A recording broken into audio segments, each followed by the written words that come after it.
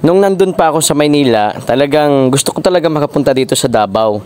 Kasi marami nga nagsasabi sa akin na umano ang Davao City ay isang napakagandang lugar at napakalinis na lugar, peaceful ho na lugar. Kaya sabi ko nga, sige, try ko, punta ako dyan sa Davao para at least makita at mapatunayan, no, na kung saan ba talaga, kung ano ba talagang mayroon dito. Then pagdating ko po dito sa Davao City, talagang namangha talaga ako, mga kaibigan. Pansinin nyo po, para po sa kalaman ng lahat, yung lugar ho na ito ay dito po ito sa Coastal Road ng Davao City. Ang grabe, napakalinis. Mapapansin nyo talagang, parang ano nga siya parang hindi siya probinsya. Ang ganda ng Davao talaga. Oo, parang mas maganda pa siya sa Maynila Kasi tagal ko din sa Maynila. Napakaganda talaga niya. Then yung mga kababayan po natin dito, yung mga nandito po sa Davao nakatira, talagang dire-disiplinado ho sila. O, di ba? Napakaganda at napakalinis. Kaya ngayon, sabi ko, ngayon di na ako nagtataka. Di na ako nagtataka kung bakit ganun na lamang yung pagmamahal ng sambayan ng Pilipino. No, kasi actually dito sa Davao, nung nagkalye survey kami dito, siguro nasa 90% ng ating mga kababayan to 98% ay sulit po sila ng mga Duterte. That's the reason why kung bakit po ayaw na po mapalitan ng mga taga Davao ang mga Duterte bilang kung baga mamuno dito sa Davao City. No? Kaya kung mapapansin nyo, hindi lamang sa Davao, maging sa ibang lugar, nung namuno si former President Rodrigo Duterte, di ba? Hindi lamang Davao yung binigyan niya ng pansin. Although, nung siya ay mayor pa lamang, maging si Inday Sara Duterte, Vice President Inday Sara Duterte, hindi lamang ho, kumbaga, hindi lamang Davao ho talaga ang binigyan pansin ni former President Rodrigo Duterte. Isipin nyo po, nung sa kanyang panunungkulan, dyan din po nabuo yung mga build ng Duterte administration. And kung mapapansin nyo, yung Manila Bay Rehabilitation, no, isipin nyo po yan.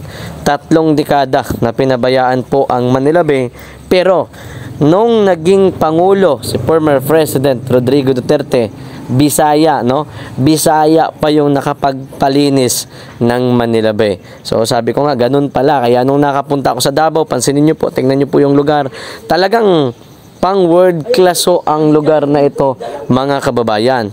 Talagang kahit dito sa lugar, grabe. Talagang na-amaze talaga ako.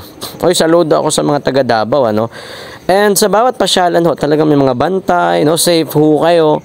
Doon nga sa People's Park dito sa Davao, ang ganda.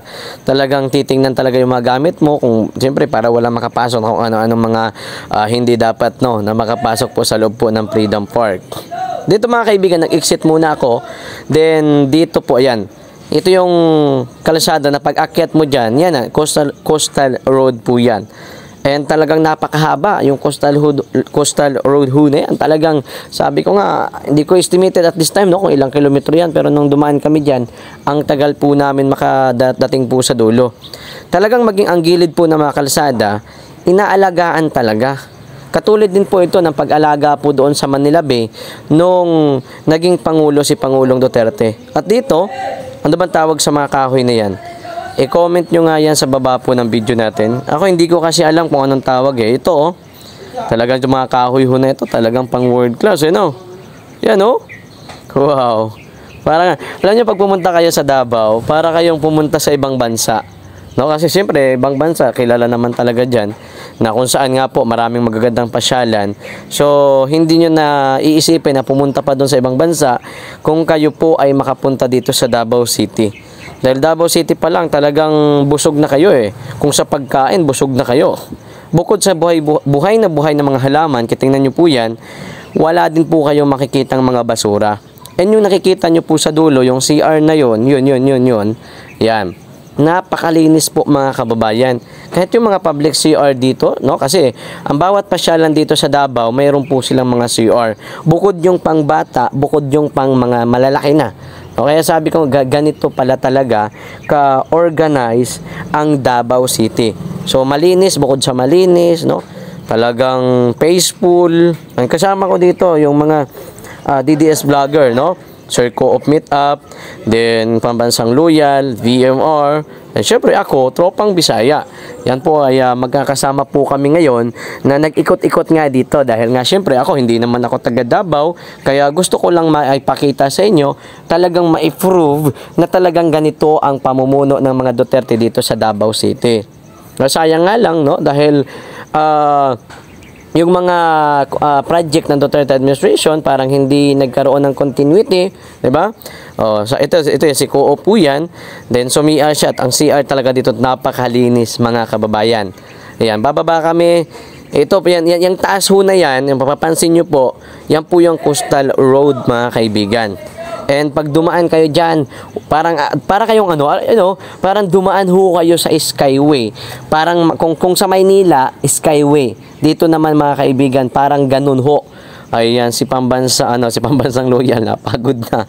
Ayan. Ito naman sa dulo, si BMR. Then, ikot ko kayo saglit. Dito sa dulo, tingnan natin kung anong meron dito. Ayan. Halika kayo, samahan nyo po muna ako. O, di ba? Yun. O, ayan po mga kaibigan. Talagang yung mga halaman dito, inaalagaan talaga. O, eto may mga pailan-ilan dito dahil nga itong ilalim kasi ito eh. So, pag sa taas kayo, yung tulay na sa taas, yun yung Coastal Road. Marami talagang sasakyan doon. Halos lahat ng Davao talaga, dyan talaga dumadaan.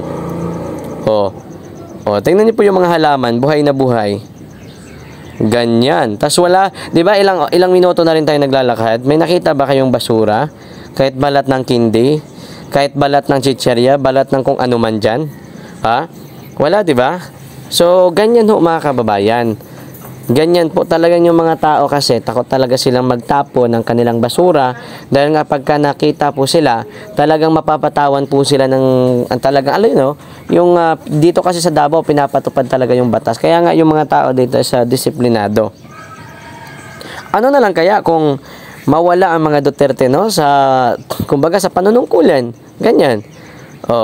Ano na lang kaya magiging mukha? Kasi yung bansa kasi natin, galing kasi to sa pagkalubog eh.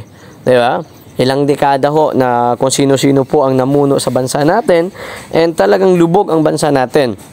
Medyo umangat lang ito nung namuno si former President Duterte and sa kasamaang palad kasi dumating yung pandemya noong 2019. Pero gayon pa man, kahit dumating yung pandemya noong 2019, tuloy-tuloy pa din naman ang build ng Duterte administration. Nandiyan nga yung Manila Bay Rehabilitation, LRT1 from Baclaran to Cavite, no? Pinangako ni Pinoy, tinupad ni Duterte. Then, Skyway, Subway, MRT7 from Commonwealth Avenue, Quezon City. Then dito sa Davao, napakaganda ang kalsada ho dito. Talagang ang lalapad po. Bali 3 lane, no? Kumbaga nasa 6 lane ho ang ibang kalsada ho dito. Kadalasan ganun po. Talagang ayun nga po kay Pambansang Loyal, isa po sa mga taga dito, talagang naging advance umano ang utak ni Tatay Digong. Expected naman talaga na yon ni Tatay Digong na yung Davao City ay magiging lalaki ito ng lalaki, magiging maunlad ho ito ng mauunlad ng sobra-sobra. Talagang dito ho sa Davao City ang mga negosyo ho dito talagang buhay na buhay. And naglalakad din kami dito ng mga bandang alas 12, alas 11, ganon din, naglalakad din kami ng ganyan. Then grabe, ang ganda talaga.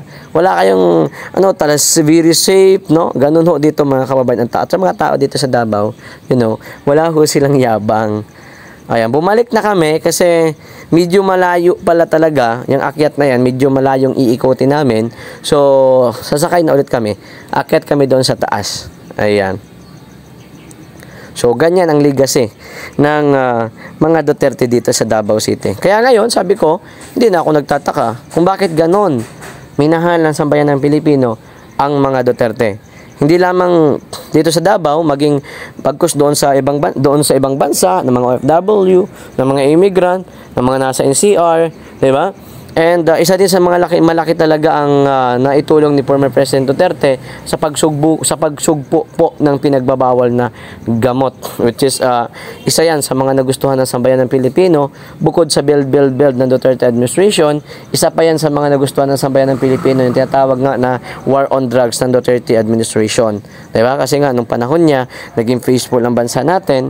Then ngayon medyo nahihirapan ho tayo. Marami na hong yabang-yabang sa mga yung kalsada. Nakakatakot na ho, mga kaibigan.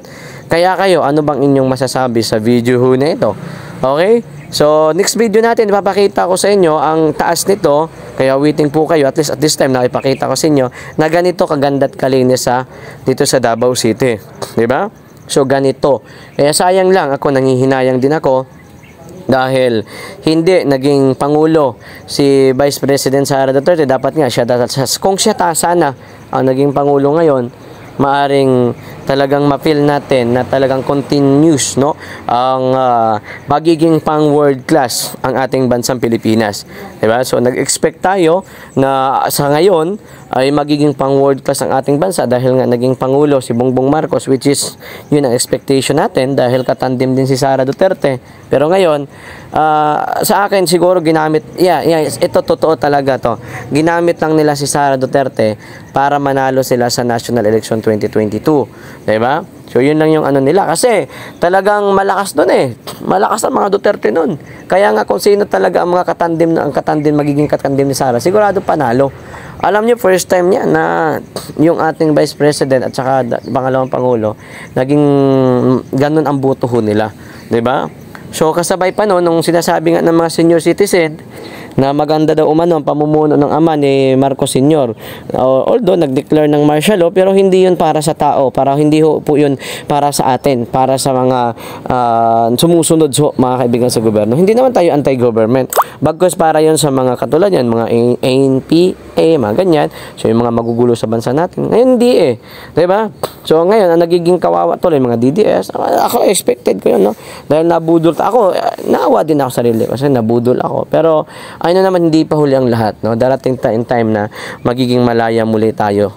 Then sa pamumuno ng puyan ni Vice President Inday Sara Duterte.